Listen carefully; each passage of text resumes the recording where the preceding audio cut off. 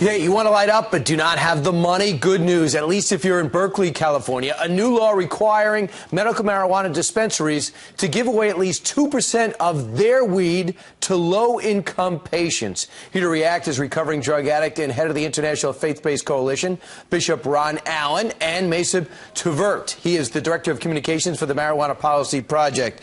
So Reverend, what do you think about this? I think it's ludicrous, over-the-top madness. Why would Berkeley City Council want to keep their poverty-stricken, underserved high, in poverty and lethargic? It's absolutely mind-boggling and absolutely ridiculous for Berkeley City Council to make such a suggestion and then to put this in motion.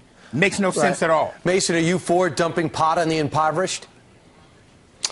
Well, I think that we need to look at this for what it is, which is medical marijuana is legal in California. 85% of Americans, according to Fox News' last poll, support medical marijuana. And it's up to this community to decide if they'd like to have a program that allows low-income individuals to have access to it.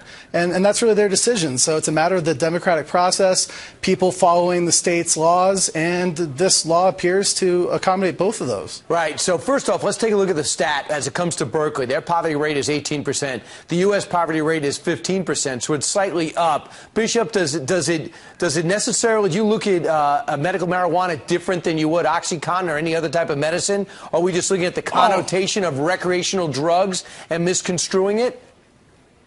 Well, research tells us that marijuana has the same effects on the pleasure central system in the brain as heroin, cocaine, crack cocaine, and so it's no difference at all. And with Mason talking that it's up to the citizen, Mason, that's why we elect individuals to help make good decisions for our cities.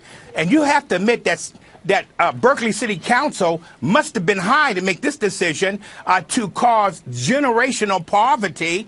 The Center for Children of Poverty makes a strong statement that when a child is in poverty and live in poverty, they have a greater chance of becoming and living in poverty as an adult. And so Berkeley has not helped their city at all. In fact, it pushed it deeper into a depression, lethargicy, or wipes out ambition. A criminal mind. This is bad. Mason, how do you feel about that? Well, Bishop, with all due respect, your suggestion that marijuana has the same effect as heroin and crack cocaine really just suggests that you don't know what you're talking about, quite frankly. I mean, the fact is, marijuana is proven to be less toxic and less addictive, not only than those drugs, but than alcohol.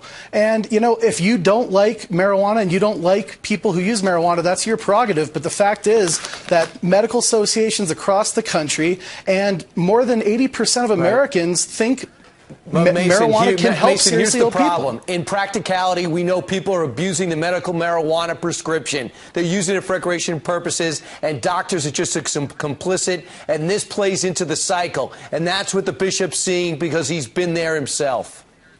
Well, the fact